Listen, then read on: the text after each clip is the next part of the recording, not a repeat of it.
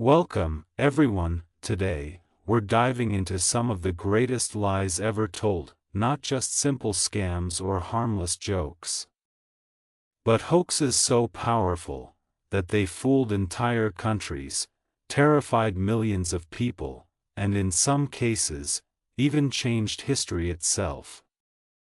Because the most dangerous lies are never completely fake. And once enough people believe a lie, it becomes almost impossible to stop.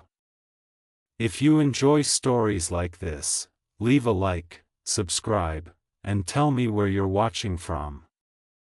Now let's begin. Hoax number 1. The night America believed aliens were invading Earth, October 30th.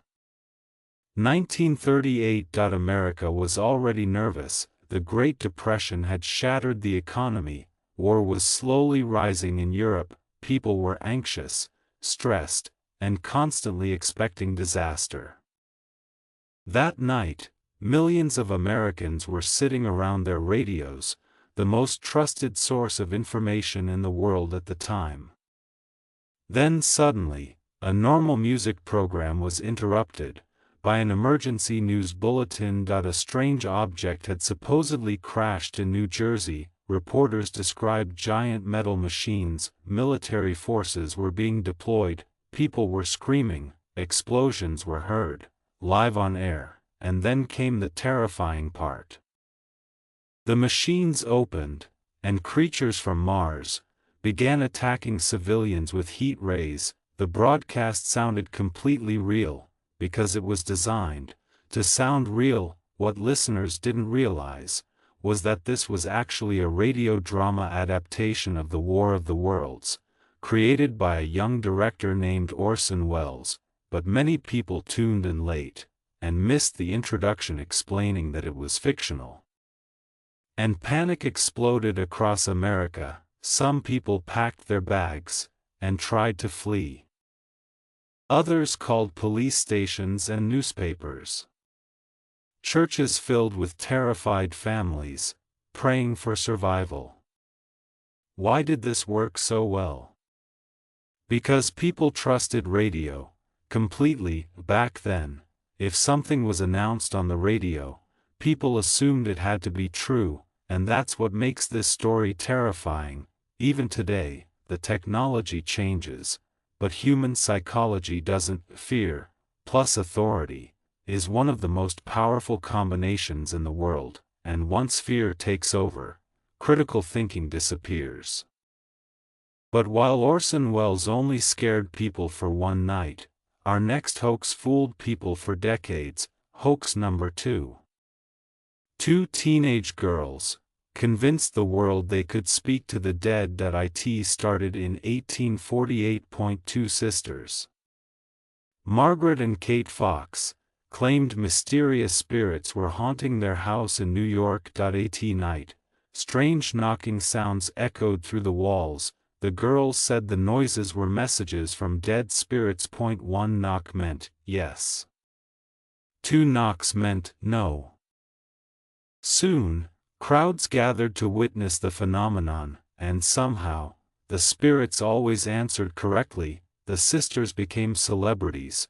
Almost overnight, people desperately wanted to believe them. Remember, this was a time filled with war, disease, and death. Almost every family had lost someone. The idea that you could still communicate with dead loved ones was emotionally irresistible. Soon, spiritualism spread everywhere. Dark seances, floating tables, ghost photography. Mediums claiming they could contact the afterlife. Millions believed it, even educated people, even politicians, and wealthy elites. But decades later, Margaret Fox finally admitted the truth. The famous spirit sounds were fake. The sisters had been making the noises themselves, by cracking the joints in their toes. That's it. 1 of the biggest supernatural movements in history started because of two girls cracking their feet in dark rooms. But here's the disturbing part. Even after the confession, many people still refuse to stop believing, because once a lie becomes emotionally comforting, people protect it, even when the truth is standing directly in front of them. But while the Fox sisters sold comfort, our next man sold something even more powerful, the dream of becoming rich. Hoax number 3. The man who invented the Ponzi scheme. In 1920, a charismatic immigrant named Charles Ponzi promised investors something unbelievable: a 50% profit in just 45 days. At a time when banks offered maybe 5% a year, this sounded like magic. Ponzi claimed he had discovered a clever international money loophole involving postal coupons.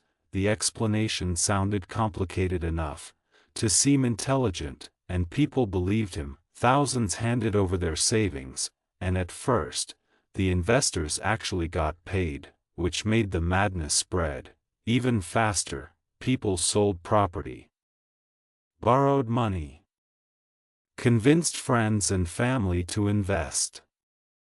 Lines formed outside Ponzi's office every morning, but the business itself was almost completely fake. Ponzi wasn't generating real profit, he was simply using money from new investors to pay older investors. As long as enough new people kept joining, the illusion stayed alive. It became one of the most famous financial scams in history, and the reason it worked is simple: greed mixed with social pressure. Once people see everyone around them getting rich, logic disappears.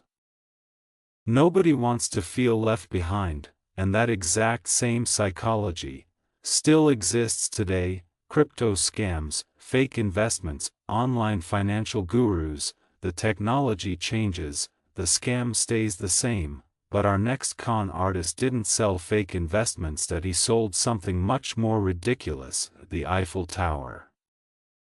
In 1925, a professional con artist named Victor Lustig came up with one of the craziest scams in history. At the time, newspapers in France were talking about how expensive the Eiffel Tower was to maintain. It needed repairs, fresh paint, and constant work. So Lustig had an idea. What if he convinced someone that the French government secretly wanted to tear the tower down and sell it for scrap metal? He created fake government documents, dressed like an important official, and invited several wealthy scrap metal businessmen to a luxury hotel in Paris. There, he told them the government had made a confidential decision to dismantle the Eiffel Tower and sell the metal to one lucky buyer. He warned them that the deal had to stay secret because the public would be furious if they found out. And somehow, it worked. One businessman completely believed him and paid Lustig a huge amount of money for the rights to buy the Eiffel Tower. Then Victor Lustig took the money and disappeared. The victim was so embarrassed that he never even went to the police. Because imagine having to explain that you got scammed into buying the Eiffel Tower. But maybe the most dangerous hoaxes are not the ones that steal money. They are the ones that manipulate entire nations. During World War II, British intelligence created one of the most unbelievable military deceptions in history. They took a dead body, gave the man a fake identity, fake documents, fake personal letters, even a fake fiancé, and released the body near Spain where German spies would find it. The documents suggested that the Allies were planning to invade Greece instead of Sicily. And Germany believed it. Hitler moved troops away from Sicily, which helped the real Allied invasion succeed. One fake story changed the course of the war. And that is what all of these hoaxes have in common. They worked because people wanted to believe them. Fear, hope, greed, curiosity, status. The technology changes, but human psychology stays exactly the same.